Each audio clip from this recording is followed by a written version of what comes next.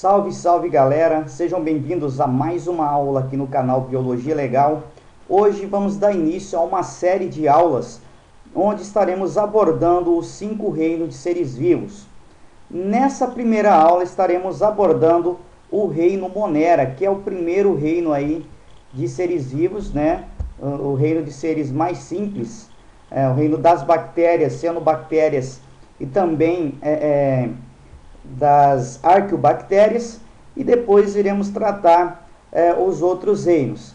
Lembrando que existem outras formas de classificar os seres vivos, né? Ultimamente também tem a forma de classificar os seres vivos não em reinos, mas sim em domínios, né? Então esse reino aqui seria classificado, a gente vai ver no final aí, em dois domínios, as eubactérias e arqueobactérias.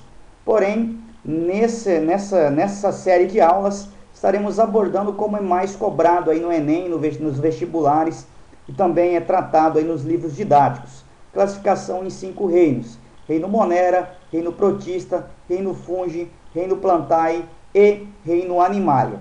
Antes de começar a nossa aula, gostaria de pedir para vocês aí deixar o seu like, né? Se inscrever no nosso canal, quem ainda não é inscrito, compartilhar com seus amigos nas redes sociais. Também deixa seu comentário aí embaixo do nosso vídeo, deixa sugestão aí de novas aulas, que assim que possível estaremos abordando. Então vamos lá, vamos falar sobre o reino Monera. Como que é o reino Monera? Como são os seres que integram o reino Monera? Os Moneras são seres vivos unicelulares e procariontes, certo? A célula dos Moneras não vai apresentar organelas celulares membranosas. As únicas organelas celulares existentes no citoplasma da célula desses seres vivos vão ser os ribossomos, que são organelas proteicas. Os ribossomos vão ser responsáveis aí pela produção das proteínas necessárias para o crescimento, para a reprodução e desenvolvimento das bactérias. Pertencem a esse reino as bactérias, as cianobactérias, as rictísias e os micoplasmas. A gente vai estar falando tudo sobre esses integrantes do reino Monera. Então, com relação ao tipo de célula, os integrantes do reino Monera vão ser formados por uma única célula, daí eles serem unicelulares. E procariontes, porque não tem uma célula complexa formada por núcleo, né, contendo núcleo e organelas membranosas, aquela célula bem simples. O reino Monera vai se dividir aí no filo esquizófita, onde vai estar pertencendo, fazendo parte desse filo esquizófita, as bactérias, e o filo cianófita, onde vai estar integrando esse filo as cianobactérias ou cianofícies, mais conhecidas aí no passado como algas azuis. A palavra bactéria vem do grego, né, bactéria, que significa bastão. Então são seres que possuem, na maioria dos casos, forma de bastonete, de bastão. As bactérias são encontradas aí em todos os ambientes terrestres, né? E vão ser seres microscópicos muito pequenos, e a grande maioria das bactérias apresenta reprodução assexuada por cisciparidade ou divisão binária, também conhecida como bipartição. As bactérias são divididas em grupos, né? No grupo das arqueobactérias ou grupo Archaea, né? Onde vai conter aí, vai integrar as bactérias primitivas que vivem em meios hostis, como por exemplo fontes termais, água salgada, pântanos e também em regiões vulcânicas, e as eubactérias, que vai integrar aí as bactérias mais atuais, né, que são as mais numerosos número de espécies aí pertencentes a esse grupo das eubactérias. Um exemplo de eubactérias seria aí Escherichia coli, né? Uma bactéria aí que parasita inclusive o intestino humano, né, podendo trazer disenteria, alguma doença aí. Essa estrutura aí de uma célula bacteriana é uma célula bem simples. Em alguns casos, as bactérias vão possuir externamente à parede celular uma cápsula proteica, tá? Então, algumas bactérias, principalmente as bactérias patógenas que causam doenças, vão possuir externamente a essa parede celular bacteriana a cápsula, que é formada por proteínas, o que vai dar uma certa resistência a essas bactérias patógenas aos antibióticos. Eu vou ter então a parede celular, internamente a parede celular, eu vou ter aí a membrana plasmática. A membrana plasmática é semelhante à membrana plasmática aí dos seres eucariontes. E dentro da membrana plasmática eu vou ter o citoplasma. Nesse citoplasma eu vou conter o nucleóide, que contém o DNA, o cromossomo bacteriano, né, o cromossomo maior. Eu vou ter também os plasmídeos, que são cromossomos circulares, que vão trazer aí principalmente resistência às bactérias. Além disso, eu vou conter nesse citoplasma os ribossomos, que vão ser responsáveis aí pela síntese de proteínas. Eu vou encontrar também aí na membrana celular o mesossomo. Esse mesossomo vai estar ligado aí ao nucleóide. Quando essa célula vai se dividir, né, se reproduzir por cisparidade, divisão binária, o que acontece? Ela multiplica o seu DNA, o seu cromossomo, e esse mesossomo vai separar esses cromossomos bacterianos aí dentro da célula, levando cada um deles para um hemisfério da bactéria, fazendo assim que ocorra essa separação desses cromossomos na divisão celular bacteriana. Algumas bactérias possuem flagelos, na sua grande maioria possuem as fímbrias, que são como micropelos que servem aí para aderir as bactérias ao substrato, e o flagelo também serve para aderir a bactéria ao substrato e também aí para fazer a locomoção de algumas bactérias, logicamente as que possuem, né, esse flagelo. Eu vou ter ainda aí no lado interno da membrana celular bacteriana enzimas relacionadas com a respiração, tá? Que vão fazer a respiração celular, aí fazer a quebra dos nutrientes para produzir a energia necessária para a vida da bactéria. Então essa é a estrutura aí de uma célula bacteriana, uma estrutura bem simples se comparada aí com as células eucarióticas. Vamos falar um pouquinho, né, sobre a nutrição bacteriana, né, sobre a diversidade metabólica aí das bactérias. Resumidamente, a nutrição bacteriana é dividida em bactérias autotróficas, onde eu vou ter aí as bactérias fotossintetizantes e as bactérias quimiosintetizantes, e as bactérias heterotróficas, onde eu vou ter as bactérias fermentadoras e as bactérias que fazem respiração, bactérias respiradoras. No caso das respiradoras, eu vou ter aí as bactérias aeróbias, as bactérias que gostam, que necessitam de oxigênio para a sobrevivência, e as bactérias anaeróbias. No caso das anaeróbias, eu tenho as bactérias anaeróbias facultativas, ou seja, elas podem sobreviver tanto na presença do oxigênio quanto na ausência. E as anaeróbias obrigatórias, que não gostam, que não podem entrar em contato com o oxigênio, né, que seria, no caso, algumas bactérias aí que causam alguma doença, inflamação no nosso organismo. Porém, essa é a forma resumida, né, de explicar aí o caso, a nutrição bacteriana. Então vamos falar um pouquinho mais aí, de forma mais complexa. Quanto à forma aí de fonte de átomos de carbono aí para a produção das moléculas orgânicas, né, o alimento das bactérias, as bactérias vão ser classificadas então em dois grupos: autótrofas ou autotróficas e heterotróficas. Quanto à fonte de energia, né, que elas utilizam, as bactérias também são classificadas em dois grandes grupos: as fototróficas e as quimiotróficas, tá? Combinando as duas classificações aí, nós vamos ter aí, poder classificar as bactérias em 4 grandes grupos quanto às necessidades nutricionais. Nós vamos ter então as bactérias fotoautotróficas, as bactérias fotoheterotróficas, as bactérias quimioheterotróficas e as bactérias quimioautotróficas. Então, nós vamos ter 4 grandes grupos aí, né, de acordo com o tipo de nutrição das bactérias. As bactérias fotoautotróficas, que vão estar inclusas aí nesse grupo de bactérias fotoautotróficas, as proclorófitas, as cianobactérias e também as sulfobactérias. Nesse caso, as bactérias realizam a fotossíntese, né, tendo como fonte de carbono o CO2, o dióxido de carbono, e como fonte de energia a luz. Entre as fotoautotróficas, distingue-se aí dois grupos. O grupo das proclorófitas mais as cianobactérias e o grupo das sulfobactérias, né? As proclorófitas são dotadas de clorofila do tipo A e B. Acredita-se aí que sejam os seres mais abundantes do planeta e também responsáveis aí por cerca da metade da fotossíntese realizada nos oceanos. Também, além do mar, né, vão viver aí na água doce e em meio terrestre úmido. Já as cianobactérias vão diferir aí das proclorófitas por apresentar apenas a clorofila do tipo A, além de pigmentos variados, né, de variadas cores responsáveis pela sua coloração.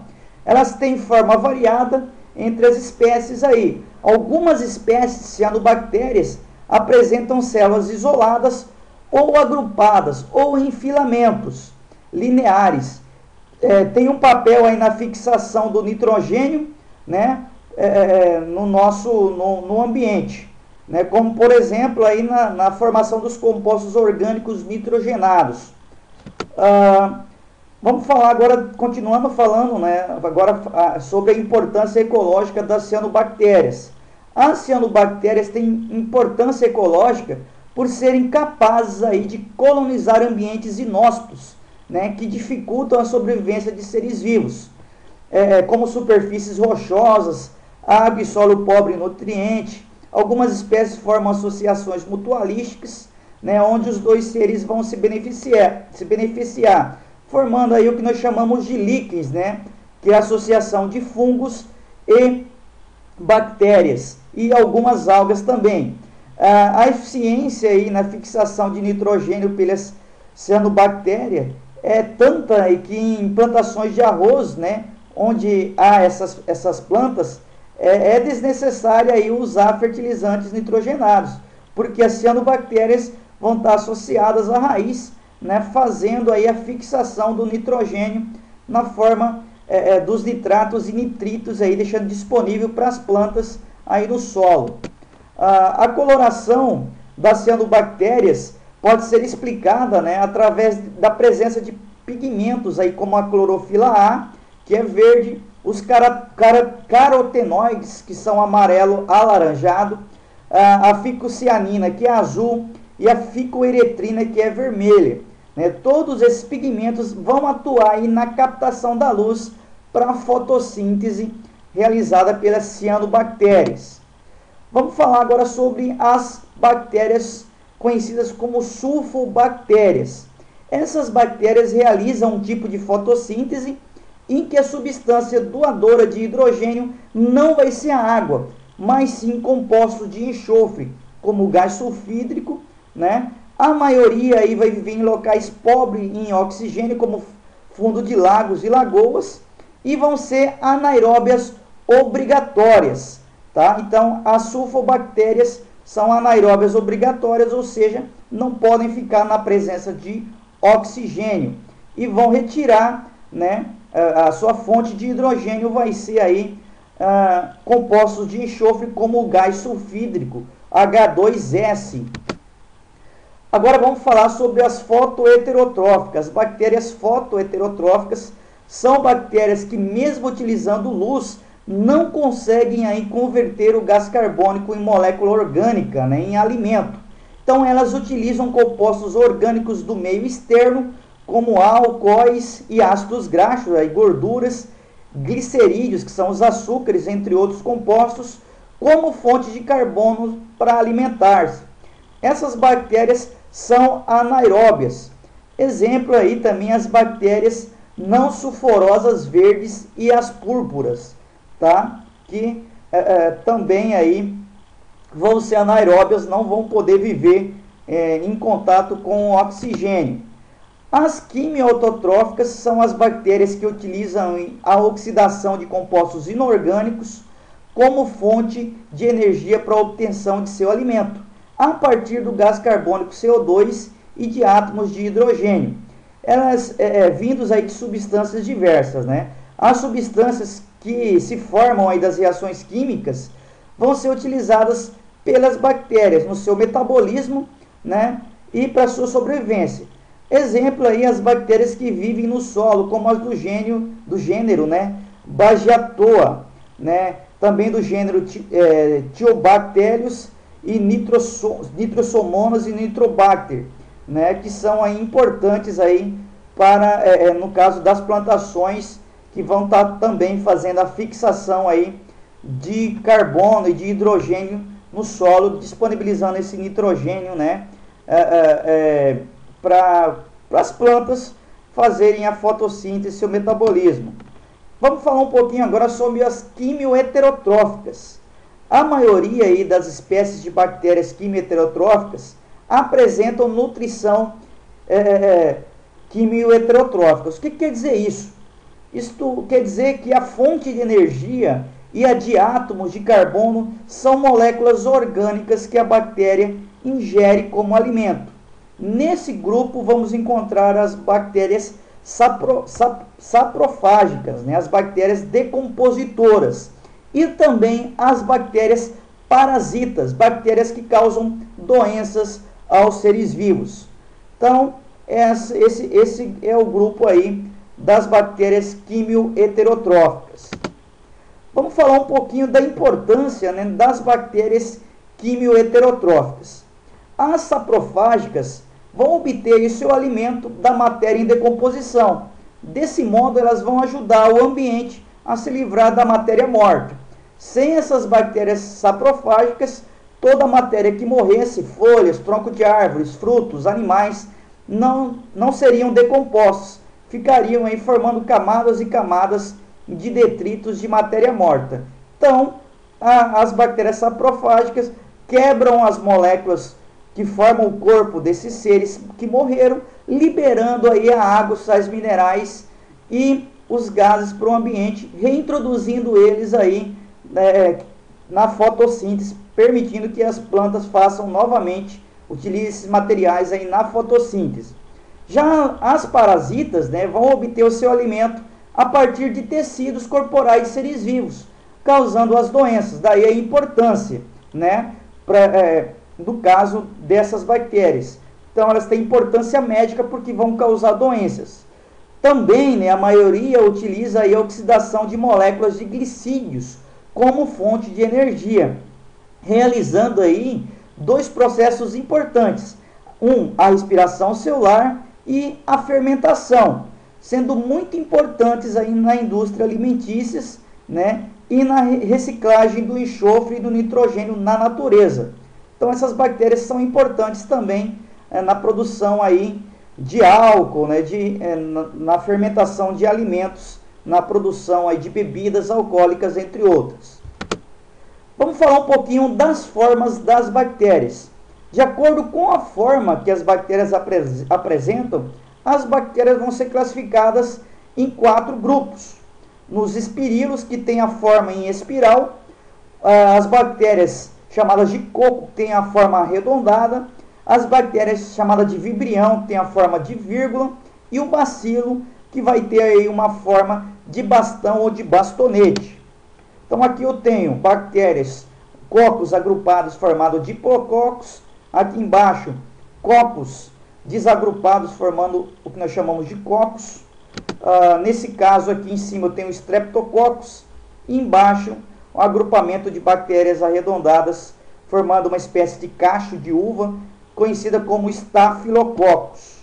Aqui eu tenho as sarcinas e os espirilos, ou espiroquetas, também conhecido como espiroquetas.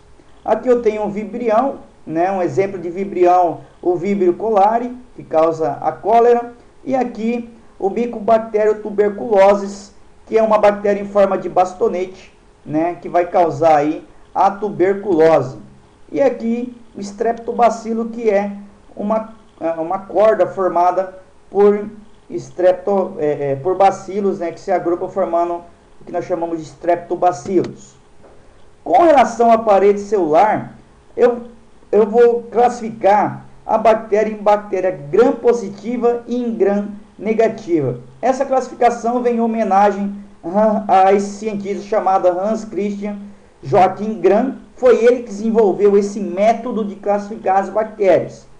De acordo com o método Gram, eu tenho as bactérias gram-positivas e gram-negativas. Aqui eu tenho um esquema de uma bactéria gram-positiva, né? É um esquema aí de uma parede celular da bactéria formada aí, né? Uma parede celular formada por peptidoglicano. Essa camada de peptidoglicano vai estar do lado de fora da membrana plasmática, né? O que acontece? Quando a gente colore essa bactéria, passa um corante e depois enxágua esse corante e leva essa lâmina ao microscópio, a gente vai ver essas bactérias ficaram coloridas. Por que ficaram coloridas? Aquele pigmento que a gente colocou sobre a lâmina ficou grudado aí nessa parede de peptidoglicano. Então, daí o termo, né, gram-positiva, tá? Já no caso da gram-negativa, eu vou ter, além dessa camada de peptidoglicano, eu vou ter uma outra camada lipoproteica semelhante a uma cápsula, a uma membrana externa. Então, eu tenho a membrana interna da bactéria, eu tenho a camada de peptidoglicano formando aí a parede celular. Eu vou ter externamente uma outra camada lipossacarídica, fosfolipídica, semelhante aí a uma outra membrana, formando uma espécie de cápsula. Nesse caso, quando eu faço a coloração, né, com o método Gram, enxago essa placa e levo essa placa ao microscópio, eu não vou ver as bactérias coloridas, porque quando eu joguei o corante sobre essas bactérias, esse corante não entrou em contato com a camada de peptidoglicano. Quando enxaguei, levou embora, né, esse corante, deixando a bactéria sem estar colorida. Então, nesse caso, bactérias gram-negativa. Vamos falar um pouquinho da reprodução das bactérias. Na sua grande maioria, os seres aí do reino Monera se reproduzem aí por divisão binária ou cisciparidade. Nesse caso, a bactéria aumenta um pouco seu tamanho, duplica o seu DNA e separa esse DNA, fazendo aí a separação das duas células, né, em duas células idênticas à célula inicial. Nesse caso, não teve mistura de material genético, reprodução assexuada por divisão binária. Agora aqui eu tenho outras formas de reprodução. Eu vou ter a transformação. Na transformação, o que acontece? Uma molécula morre, uma célula morre, uma célula bacteriana morre, ocorre a lise celular, ou seja, a quebra da célula. Os fragmentos do DNA vai ficar aí liberado no ambiente, vai vir uma outra célula bacteriana e vai absorver fragmentos de DNA, né, dessa célula morta e vai incorporar esse fragmento de DNA a essa célula receptora, misturando assim esse DNA, integrando esse fragmento de DNA, né, ao cromossomo da célula receptora, ocorrendo aí uma mistura de material genético. Então, nesse caso, quando uma bactéria morre, esse material genético fica no ambiente, uma outra bactéria incorpora do ambiente esse fragmento de DNA e incorporam esse fragmento ao seu DNA, nós chamamos esse processo de transformação, tá? Onde a bactéria receptora pegou de uma bactéria doadora morta, fragmento de DNA e incorporou ao seu. Transformação. Na transdução, vai envolver aqui como se fosse um transplante de DNA de uma bactéria a outra. O que acontece? Vai envolver, nesse caso, vírus chamados de bacteriófagos ou também de fago. O que acontece? Esse fago foi produzido dentro de uma célula hospedeira, né, onde ele se reproduziu. Ao fazer a montagem dos novos vírus, esses vírus levam consigo parte do DNA bacteriano, incorporaram no seu DNA parte do DNA bacteriano. Quando esse fago infecta uma outra bactéria, ele vai fazer uma nova, ele vai incorporar o seu DNA, o DNA celular da nova bactéria, levando juntamente com ele partes aí do DNA da bactéria onde ele foi reproduzido, incorporando aí, no caso, né, injetando, o fago injeta na nova bactéria esse DNA. Então aqui tem um resumo, né? O DNA de um fago penetra na célula de uma bactéria. O DNA do fago integra-se ao DNA bacteriano como um profago. Quando o profago inicia o ciclo lítico, o DNA da bactéria é degradado e novos fagos podem conter aí algum trecho do DNA da bactéria. Aí eu tenho o DNA do fago aí com genes da bactéria. A célula bacteriana se rompe e libera muitos desses vírus no ambiente que podem infectar outras células. O fago infecta uma nova bactéria, né? Injeta seu DNA nessa nova bactéria e os genes de uma outra bactéria vão ser introduzidos e integrados aí ao DNA da bactéria hospedeira. Então, nesse caso, quando eu envolvo vírus, o fago, o profago, né? Eu estou falando de transdução, tá? Onde um vírus transplanta DNA de uma bactéria para outra. Transdução. Guardem bem essa diferenciação. E a conjugação é um tipo de reprodução sexuada, tá? Porque um pré-sexo, vamos dizer assim, onde eu vou ter uma bactéria chamada de bactéria macho e eu vou ter uma bactéria chamada de bactéria fêmea. O que acontece? A bactéria macho manda um dos seus plasmídios aí pelas vias citoplasmáticas, uma ponte citoplasmática formada entre as duas bactérias, manda o quê? Manda o seu plasmídio para a bactéria fêmea, fazendo assim a mistura de material genético, né? Então, nesse caso, a bactéria fêmea teve a incorporação aí de gene que não era dela, né? Fazendo a mistura. A partir disso, então, ela vai ter aí diferenciação genética, recombinação genética aí, diferenciando de antes. Ela vai se dividir em duas, como normalmente, porém ela teve a mistura de material genético que veio doado de uma bactéria doadora chamada aí de célula macho.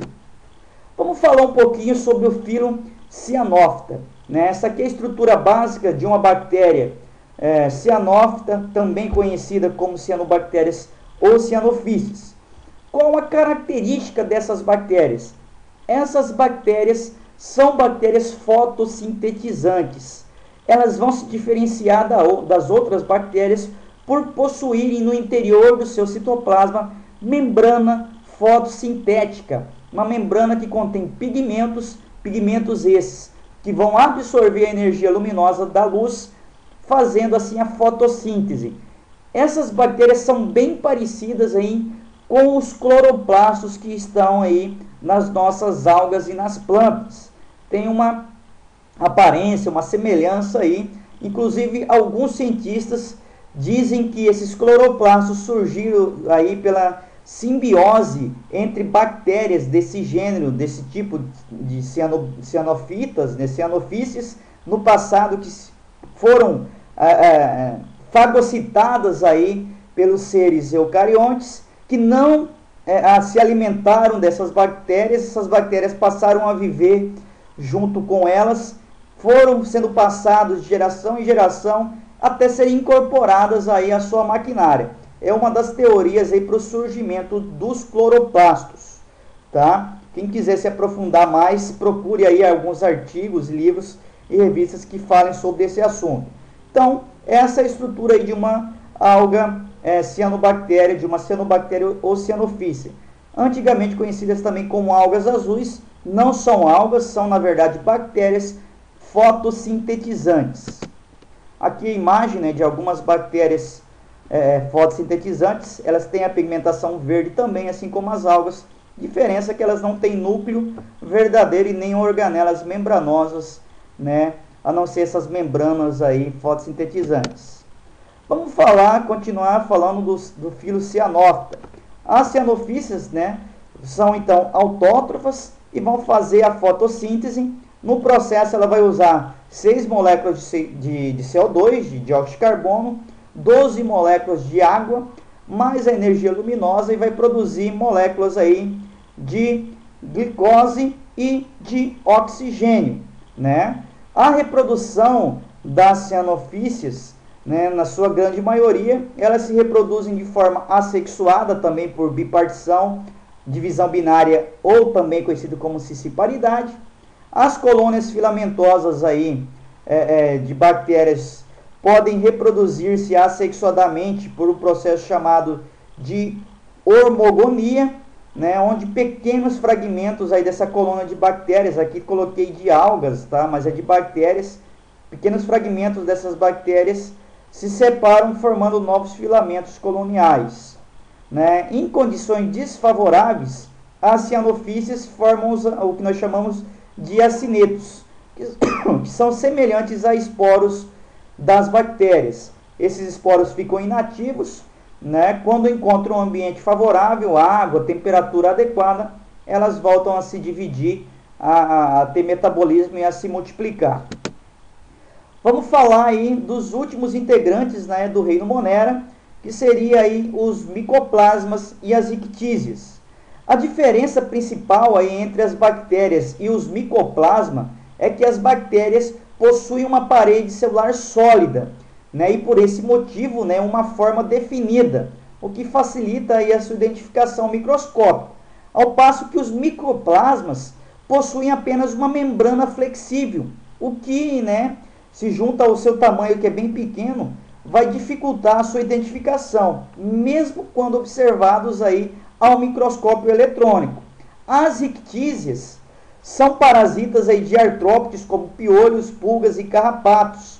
Essas rictísias no homem vão causar doenças como o tifo, a febre maculosa, tá? Essas rictísias são parasitas intracelulares obrigatórios, o que significa que elas só sobrevivem no interior de outras células. No passado, essas bactérias eram classificadas aí como vírus grandes, vírus de tamanho grande, vírus gigantes. Porém, hoje elas são agrupadas dentro do reino Monera, são conhecidas como rictísias. Essa foi a nossa aula aí sobre o reino Monera. Espero que vocês tenham gostado. Não esqueçam de deixar seu like, seu comentário, né, e de compartilhar com seus amigos nas redes sociais. Um forte abraço e até a nossa próxima aula.